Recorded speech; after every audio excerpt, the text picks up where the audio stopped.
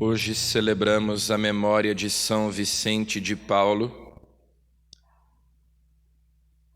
um padre francês que nasceu em 1581, naquele período pós-reforma protestante,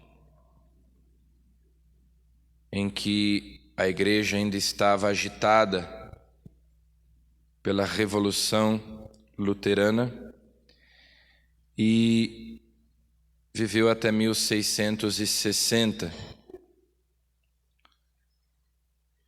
São Vicente de Paulo foi pároco e também fundou duas congregações, os Padres da Missão e também as Irmãs da Caridade. Ele se dedicou à formação do clero, fundou escolas, porque entendeu que, sobretudo naquela época de ideias confusas, era necessário instruir o povo. Então, nas suas escolas estudavam leigos, religiosos, padres, mas ele se dedicou sobretudo à formação do clero, que naquele tempo, como em todos os tempos, precisava de uma boa formação, de uma formação sólida para combater os erros dos protestantes. E para isso, então, ele funda escolas, funda uma congregação de padres, mas também tinha a preocupação de pregar para o povo. Por isso o nome da sua congregação é Padres da Missão. E também se dedicou muito à caridade, a socorrer os pobres, os doentes, os sofredores. Por isso é lembrado especialmente por esse aspecto da caridade,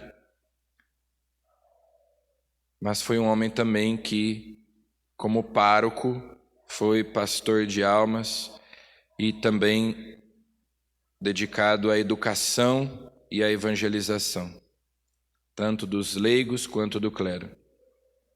Por isso ele é tão lembrado ainda hoje na França. Praticamente todas as igrejas na França têm uma imagem de São Vicente de Paulo. Na primeira leitura de hoje, nós que ontem começamos a ler o livro de Jó e vimos os infortúnios sofridos por ele, hoje nós ouvimos uma lamentação de Jó. Jó perde tudo, Jó perde os bens materiais, perde a sua família, mulher, filhos e a própria saúde.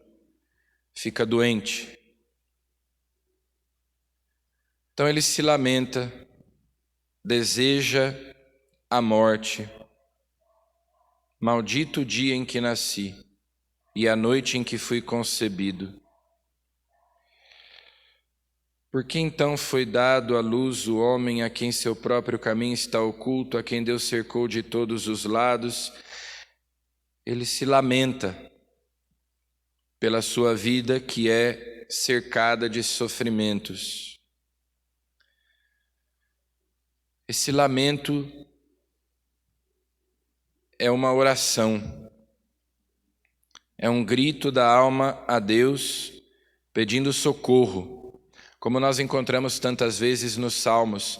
Muitos salmos, como esse que nós recitamos, o Salmo 87, a vós clamo, Senhor, sem cessar todo dia, e de noite se eleva até vós meu gemido, saturada de males se encontra a minha alma.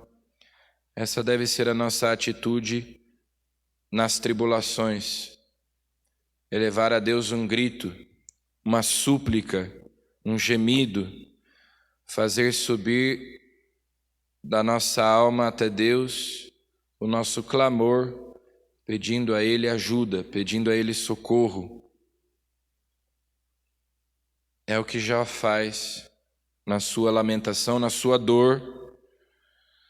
Ele implora a Deus, que Deus lhe responda, que Deus lhe revele o sentido da sua vida, a sua vida que perdeu sentido, por que tanto sofrimento? E ele busca em Deus então uma resposta, que Deus quebre o silêncio e lhe mostre o porquê dos seus sofrimentos.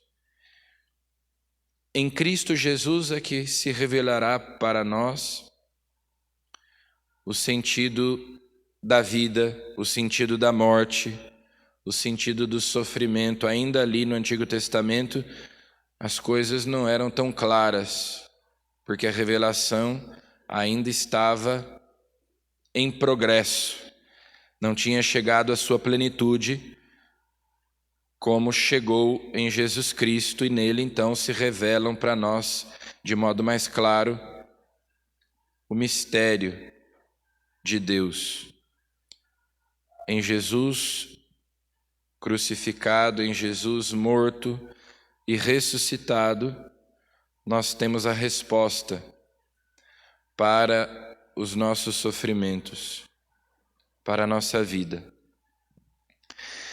E justamente no Evangelho de hoje, aí no capítulo 9, versículo 51 do Evangelho de São Lucas, que é um momento decisivo na vida de Jesus, no Evangelho de São Lucas, Jesus toma a firme decisão de partir para Jerusalém. E isso porque, de São Lucas, estava chegando o tempo de Jesus ser levado para o céu. É esse seu caminho de subida, a sua ascensão para o céu, e por isso ele decide ir para Jerusalém. Porque para subir para Jerusalém celeste, ele deve ser crucificado aqui na Jerusalém terrestre. Então ele começa esse caminho de subida, e é nesse caminho que acontece o discipulado, que os discípulos são instruídos, que Jesus vai instruindo, curando e preparando os discípulos para a missão que virá depois. Jesus, com determinação, toma o caminho de Jerusalém, mesmo sabendo o que o aguarda. Jesus vai decidido na direção da sua própria morte, porque ele quer entregar a vida por nós. Então peçamos a ele que também, olhando para a sua cruz, nós encontremos consolo e sentido para as nossas dores. E peçamos que, por intercessão de São Vicente de Paulo, nós também sejamos capazes de aliviar os sofrimentos e as dores dos nossos irmãos e irmãs. Amém.